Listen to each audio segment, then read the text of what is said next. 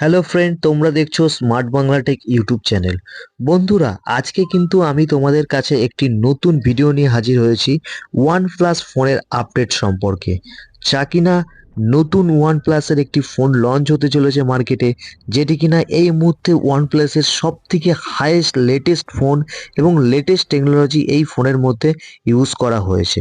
তো যারা এখনো পর্যন্ত চ্যানেলে নতুন আছো, তারা অবশ্যই চ্যানেলটিকে সাবস্ক্রাইব করে পাশে থাকা বেল আইকনটিকে প্রেস করে দেবে পরবর্তী এ ধরনের লেটেস্ট টেকনোলজি ভিডিও সবার আগে দেখার জন্য। এবং যারা অলরেডি এই চ্যানেলটিকে সাবস্ক্রাইব করে রেখেছো, তাদেরকে জানাই অসংখ্য ধন্যবাদ। তো চলো বন্ধুরা, শুরু করা যাক আজকের এই ভিডিও।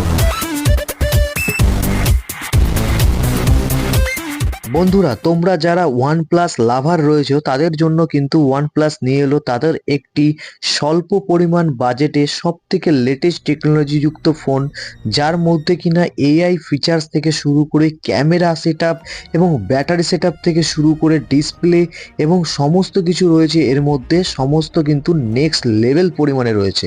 তো যারা ওয়ান প্লাস লাভার রয়েছে বা যারা ওয়ান প্লাস ফোনকে পছন্দ করো, তাদের জন্য কিন্তু এই ভিডিওটি হতে চলেছে সব থেকে বেশি গুরুত্বপূর্ণ। তো চলো বন্ধুরা, দেখে নেওয়া যাক এক নজরে এই ফোনের মধ্যে কি কি ফিচার্স রয়েছে এবং দেখে নেওয়া যাক এই ফোনের মধ্যে কি কি ওয়ান প্লাস কোম্পানি এই ফোনের মধ্যে নতুন কিছু যুক্ত করেছে, যেটা কিনা ওয়ান প্লাস ফ্যানদের কাছে সব থেকে বেশি মনে রাখে।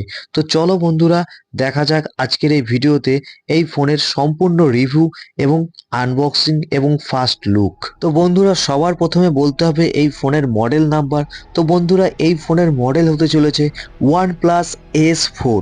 ওয়ান প্লাস S4 এটা কিনা মার্কেটে সব থেকে বেশি প্রথম 300 মেগাপিক্সেল ক্যামেরাযুক্ত অ্যান্ড্রয়েড মার্কেটে প্রথম স্মার্টফোন হতে চলেছে এবং সব থেকে বেশি প্রিমিয়াম ফিল স্মার্টফোন হতে চলেছে। এক নজরে দেখে নেওয়া যাক এই ফোনের স্পেসিফিকেশন। এই ফোনে কিন্তু 6.8 ইঞ্চির একটি লার্জ ডিসপ্লে ব্যবহার করা হয়েছে। অবশ্যই ডিসপ্লে ইনবিল্ট ফিঙ্গারপ্রিন্ট ব্যবহার করা হয়েছে এবং ডিসপ্লেতে কিন্তু সুপার অ্যামোলেড ডিসপ্লে রয়েছে, যেটি কিনা অ্যান্ড্রয়েড জগতে এবং একটি প্রিমিয়াম ফ্ল্যাগশিপ ফোনের মধ্যে যেরকম ডিসপ্লে হওয়া প্রয়োজন, এই ডিসপ্লে কিন্তু সেই রকম পরিপূর্ণতা বজায় রাখবে।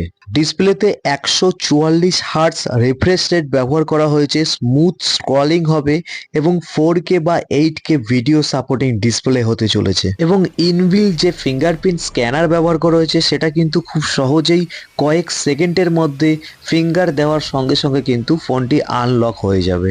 এবং বন্ধুরা, এই ফোনের মধ্যে কিন্তু 6500 mAh এর ব্যাটারি ব্যবহার করা হয়েছে, যেটি কিনা ফোনটিকে কন্টিনিউ 2 থেকে 3 দিন ব্যাটারি সার্ভিস দিয়ে থাকবে এবং ফোনটি কিন্তু লং টাইম চলবে।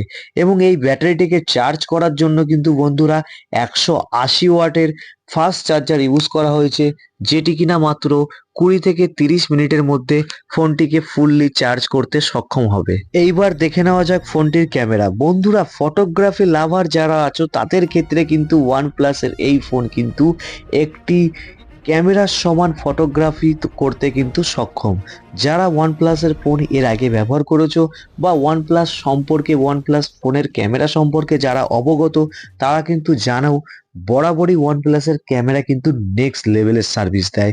আর এই ফোনে কিন্তু যেহেতু 300 মেগাপিক্সেলের ক্যামেরা ইউজ করা হচ্ছে, তো এর ক্যামেরা বা ফটোগ্রাফি কিন্তু হতে চলেছে নেক্সট লেভেল। তো যারা ফটোগ্রাফি প্রেমী আছো বা যারা ফটোগ্রাফি ভিডিও করতে ভালোবাসো, তাদের জন্য কিন্তু এই ফোনটি হতে চলেছে একটি অসাধারণ গ্যাজেট।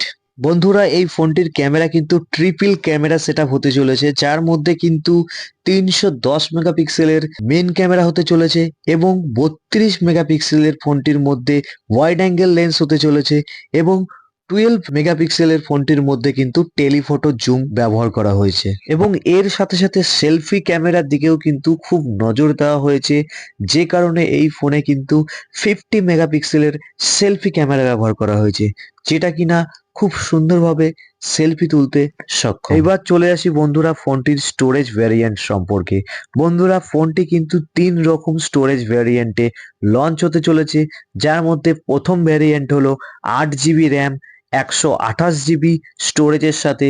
দ্বিতীয় ভ্যারিয়েন্ট হলো 8 জিবি র্যাম 256 জিবি স্টোরেজের সাথে এবং তৃতীয় ভ্যারিয়েন্ট হলো 12 জিবি র্যাম 512 GB স্টোরেজ ভ্যারিয়েন্টের সাথে লঞ্চ হতে চলেছে। এবার দেখে নেওয়া যাক ফোনটির লঞ্চ ডেট ও প্রাইস সম্পর্কে। ফোনটির লঞ্চ ডেট ও প্রাইস এখনো পর্যন্ত অফিসিয়ালি কোনো অ্যানাউন্সড হয়নি, তবে আশা করা যায় ফোনটি মার্চ 2025-এ কিন্তু ইন্ডিয়ান মার্কেটে লঞ্চ হতে চলেছে এবং প্রাইস কিন্তু 30 থেকে 35 হাজারের মধ্যে কিন্তু থাকতে চলেছে। তো যারা OnePlus লাভার রয়েছে এবং যারা এই ফোনটি নিতে আগ্রহী তারা অবশ্যই কমেন্ট বক্সে কমেন্ট করে জানাবে এবং ভিডিওটি ভালো লাগলে অবশ্যই বন্ধুদের সাথে শেয়ার করতে ভুলবে না। তো চলো বন্ধুরা, শেষ করা যাক আজকের এই ভিডিওটি।